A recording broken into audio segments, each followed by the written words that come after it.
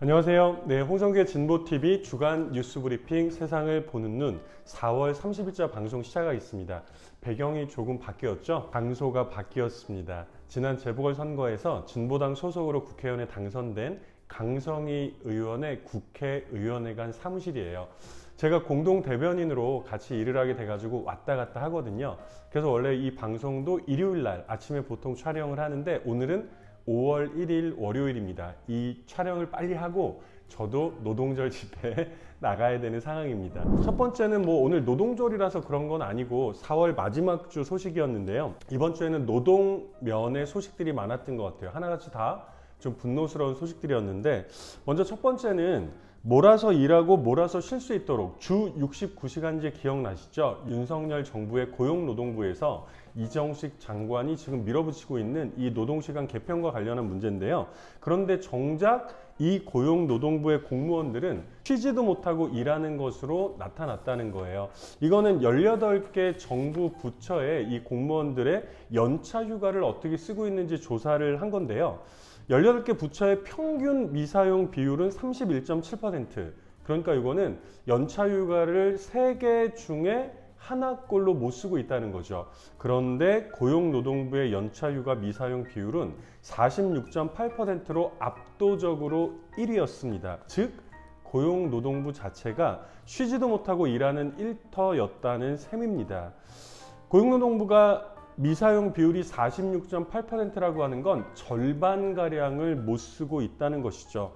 주 69시간 노동시간 그 제도 개편을 밀어붙였을 때 현장에서 터져나왔던 얘기는 뭐였어요?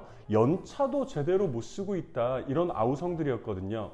고용노동부가 그 실상을 정확하게 보여주고 있었던 셈입니다. 그리고 조금 더 눈여겨볼 점은요, 고위직 공무원들의 이 연차 휴가 미사용 비율이 높을수록 이게 아래로 같이 따라서 내려간다는 거예요. 즉 상급자가 쉬지 않고 일을 하면 하급자도 쉬지 못하고 일을 해야만 되는 상황이라는 거죠. 정말 부끄러운 일이 아닐 수 없습니다. 이정식 고용노동부 장관이 직접 해명을 해야 되는 것 아닌가요? 고용노동부에 있는 공무원들부터 자기 연차는, 이거는 우리 노동자들의 권리잖아요. 이거를 정확하게 제대로 사용할 수 있도록 솔선수범부터 하고 나서 그 다음에 다른 이야기를 할 수 있는 게 아닌가 싶습니다. 두 번째 소식도요, 고용노동부 소식인데요. 오늘 노동절이다 보니까 이렇게 겹치는 것 같습니다. 와, 근데 저는 정말 열받았어요. 사실 우리는 매년 4월 28일은 산재사망 노동자 추모의 날이에요. 이거는 유엔에서 정한 이런 기념일까지는 아닙니다만은 시민사회 단체, 노동단체들이 모여가지고 전 세계적으로도 일하러 먹고 살기 위해서 출근했다가 사망해서 돌아오시는, 정말 있어서는 안 될 이 산재사망 노동자들이 많이 있잖아요. 그리고 특히나 이제 대형 참사가 일어났던 이날을 또 기려가지고 매년 4월 28일을 산재사망 노동자 추모의 날로 정했고요.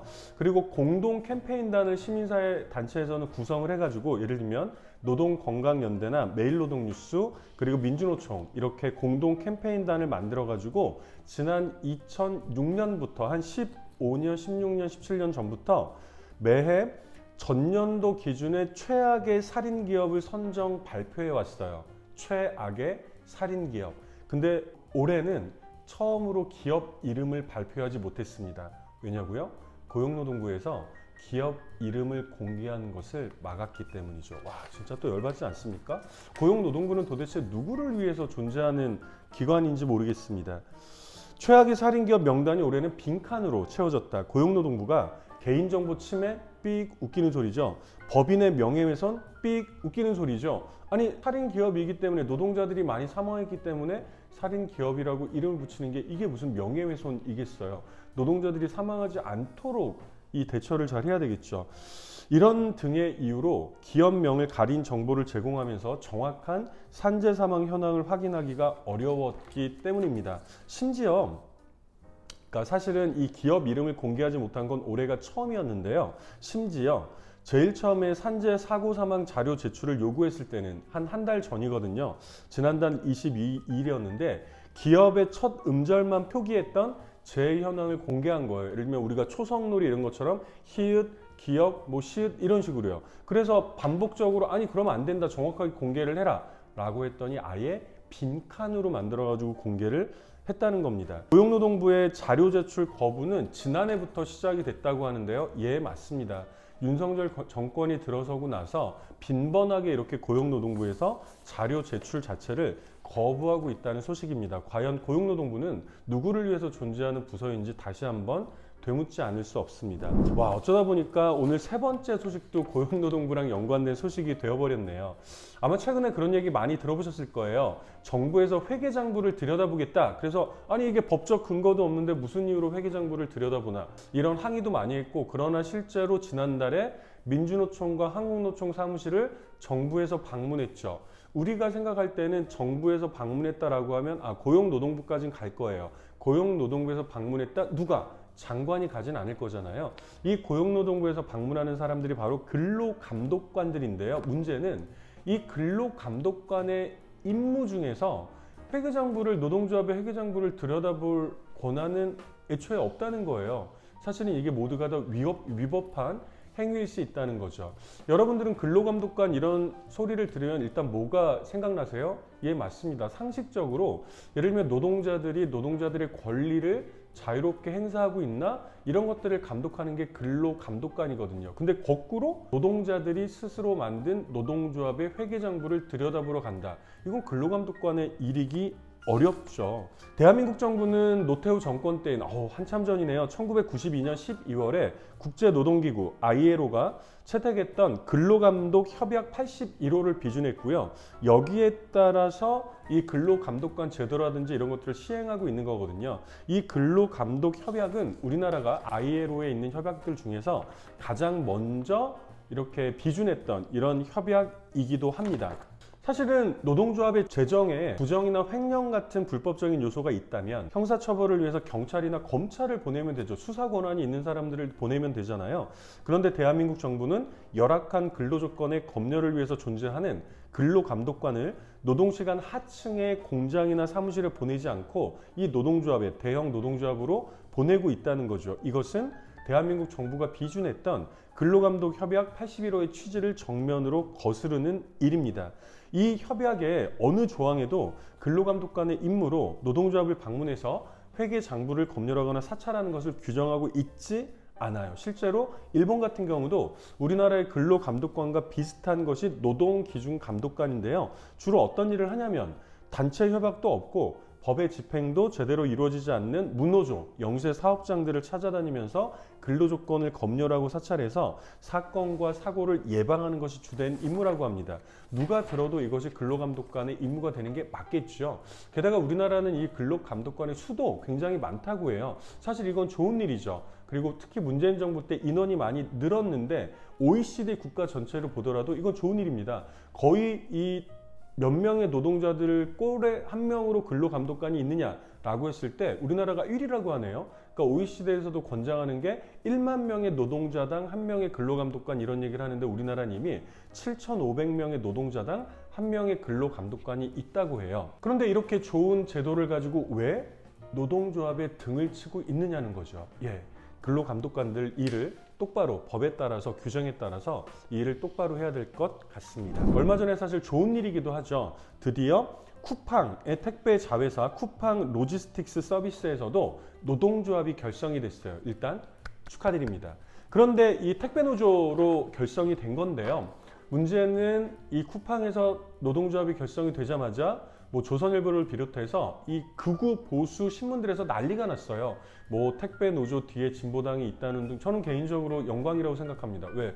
택배 노동자들이 자신들과 함께 해줄 정당으로, 정치 세력으로 진보당을 생각해 주었다는 거잖아요. 이것이 진보당에서는 얼마나 영광일 수 있습니까? 그러나 일단 이런 것들은 오늘 주된 얘기는 아니니까 그 다음에 택배 노조 간부가 폭력행위를 저질렀다, 이걸로 도배를 했단 말입니다. 이 폭력행위도 일단 언론에 나왔던 것들은 이 현장 안으로 들어가려고 했는데 이 사측에서 물리적으로 막으면서 일어났던 충돌이었잖아요. 근데 왜 막았는지, 막는 게 맞는 것인지 이런 얘기는 아무것도 없어요. 그냥 새로 만들어진 쿠팡의 택배 노조가 만들어졌는데 택배 노조는 진보당이랑 친하고 심지어 택배 노조 간부가 당일날 물리적인 폭력을 행사했다, 이런 것까지만 나왔다는 거죠. 그래서 그 얘기입니다. 민주노총 서비스연맹 전국 택배 노동조합에서 지난 26일 날 사측을 부당 노동행위로 고발했습니다. 쿠팡을 고발했다는 얘기입니다. 쿠팡의 노조가 생기자마자 조합원의 사업장 출입을 통제하고 이래서 충돌이 벌어졌던 거군요. 상급단체인 택배노조 간부의 출입도 막아서는 일이 벌어졌기 때문입니다. 택배노조는 사실상 노동조합 활동을 방해하는 것이라고 지적을 했어요. 대법원 판례에서도 노동조합이 상급단체 간부들이 사업장에 들어갈 수 있고 노조의 일상적인 활동을 할 수 있게 돼 있음에도 불구하고 쿠팡이 이를 가로막은 것이죠. 와, 진짜 너무 열받지 않습니까? 그래서 이제 너무 공격이 심하니까 이날 그 고발하면서 기자회견장에서는 택배노조에서는 달을 가리킬 때 손가락만 보지 말고 달을 좀 봐달라. 그러니까 폭력이라는 행위가 일어난 건 맞아요. 근데 폭력이 왜 일어났는지. 아니 노동조합을 만들었어요. 그래서 노동조합 상급단체 간부들이 현장에 들어가서 이야기도 하고 간담회도 하고 뭐 실천을 하든 같이 해야 될 거 아니에요. 그리고 이것은 대법원에서도 이미 인정했던 노동조합의 활동이라는 거예요. 근데 이것을 쿠팡의 사측에서 물리적으로 막아 나선 거죠. 이 과정에 충돌이 있었다는 거예요. 아니 경찰은 이 가운데 전혀 개입도 어떻게 중재하려고 하지도 않는 이런 상황이었다는 거죠. 대한민국은 여전히 굉장히 기울어진 운동장인 거죠. 예를 들면 공권력이라고 하는 집단들도 마찬가지고요. 게다가 윤석열 정권이 들어서면서 이 기울어진 운동장의 기울기가 점점 더 가팔라지고 있는 것은 아닌지 정말 분노스럽지 않을 수 없습니다. 이런 게 바로 또 가짜 뉴스죠. 이런 가짜 뉴스를 잘 걸러볼 수 있는 냉철한 시선이, 똑똑한 시선이 필요하지 않을까 싶습니다.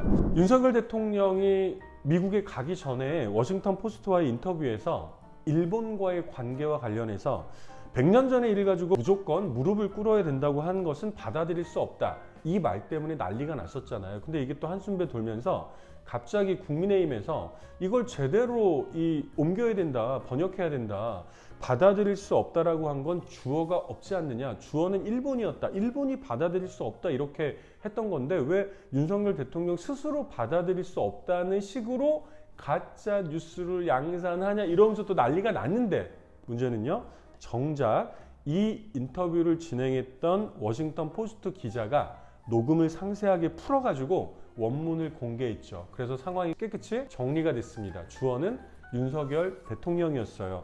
내가 받아들일 수 없다 이런 거였죠. 예를 들면 이제 지난주에는 윤석열 대통령이 미국을 방문했기 때문에 뭐 아메리칸 파이 뭐 노래를 부르고 미국 의회에서 연설을 하고 뭐 하버드대에서 연설을 하고 수많은 일들이 있었는데 그 모든 것 중에서 이것을 가지고 온 이유는 뭐냐면요, 저는 실제로 이건 뭐 대통령을 떠나서 자신의 행동에 책임을 져야 되는 한 사람의 상식적인 시민으로서도 굉장히 있을 수 없는 일이라는 생각이 드는 거예요. 이걸 누가 해명하면 돼요? 아니 정치권에서 국민의힘과 민주당에서 대변인들이 논평을 내면서 갑론을박하기 전에 윤석열 대통령 스스로 본인이 말한 거니까 본인이 가장 잘 알잖아요. 근데 본인은 뒤에 쑥 빠져 있는 거죠. 가장 최근에 어떤 일이 있었어요? 지난번에 그 미국을 방문했을 때 그 바이든 대통령 관련해서 바이든 날리면 이 사태가 있었잖아요. 날리면이냐 바이든이냐. 문제는요, 이 발언이 어떤 발언인지는 윤석열 대통령 본인이 가장 잘 안단 말이에요. 근데 입을 꾹 다물고 있는 거죠.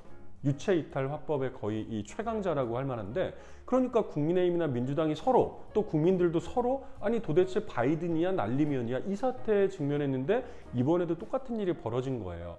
워싱턴 포스트지와 인터뷰를 한 건 윤석열 대통령이잖아요. 본인이 어떤 말을 했는지 논란이 되면 이 논란에 대해서 직접 입장을 밝히면 될 터인데, 그런데 이렇게 꼴사납게 다른 사람들이 이 본인의 말을 해석하면서 싸우도록 부추기고 있는 이런 형국이 됐다는 겁니다. 저는 굉장히 무책임한 태도라고 생각을 합니다. 일반 시민들의 입장에서도 그러할지인데 이런 사람이 대통령 자리에 앉아, 대통령은 더 많은 책무들이 있고 대통령의 말 한마디 한마디는 사실은 굉장히 좀 막중하고 중요하고 무겁잖아요. 그런데 이렇게 처신을 하고 있다는 거죠.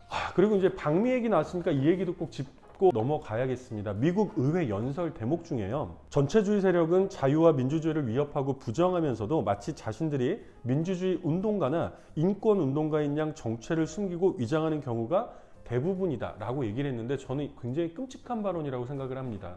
민주주의 활동가들, 인권 운동가들을 전체적으로 깡그리 싸잡아서 모독하는 일이 아닐 수 없습니다. 대부분이라는 표현을 썼잖아요. 뭐 간혹가다 그럴 수도 있겠죠. 그러나 이렇게 일국의 대통령이 민주주의와 관련해서 이런 발언을 하면 안 되는 거죠. 예를 들면 우리가 시민사회단체 활동을 많이 하면서도 일부에서 뭐 어떤 부정이나 부패가 있을 수도 있지만 시민운동을 하는 그 사람들 자체를 마치 자기가 부정이나 부패 활동을 하기 위해서 포장하고 있는 것처럼 호도해서는 절대로 안 될 일이잖아요. 그런데 이렇게 다른 나라에 가서 의회에서 연설을 하면서 이렇게 참담한 발언들을, 저는 그리고 나서 또 뭐라 그랬냐면 가짜뉴스 얘기도 했어요. 허위선동과 거짓 정보가 민주주의를 위협하고 있다. 아니 조금 전에 얘기했던 워싱턴 포스트지와의 인터뷰에서 주어가 뭐냐? 여기에 대해서 국민의힘이 주어가 일본이었다라고 얘기한 게 바로 가짜뉴스로 판명되지 않았습니까? 허위선동이라고 판명되지 않았습니까? 적어도 윤석열 대통령은 본인 스스로 본인의 입장을 밝히지 못하면서 허위선동, 가짜뉴스 이런 이야기를 할 자격은 전혀 없다고 봐야 되겠죠. 와, 근데 이 부끄러운 이 연설을 그대로 또 하버드 대학교에 가서도 했더라고요. 이른바 하버드 대학교의 대학생들이 내지는 이 연설을 들으러 온 청중들이 이 얘기를 들으면서 무슨 생각을 했을지 정말로 제 얼굴이 다 화끈거리고 부끄럽지 않을 수가 없습니다. 오늘 지난주 소식 관련해서 이렇게 5가지 소식 전해드렸습니다. 뭐 장소가 바뀌니까 저도 약간 어색하고 준비를 어떻게 해야 될지. 그래서 지난주에 제가 이제 국회에서도 대변인으로 이렇게 일정 부분 일을 하게 되면서 주간 뉴스 브리핑을 할 수 있을까 없을까 고민이 된다고 말씀드렸더니 또 댓글을 달아서 어느 분께서 꼭 해줬으면 좋겠다 이런 얘기를 들어서 일단 오늘은 어렵사리 한번 찍어봤고요. 일단 최대한 저도 이 주간 뉴스 브리핑이 계속 갈 수 있도록 노력하겠습니다. 더 많이 사랑해 주실 거죠? 예, 오늘도 들어주셔서 고맙습니다. 구독, 좋아요, 알림 그리고 주변에 널리 알려주시기를 부탁드릴게요. 감사합니다.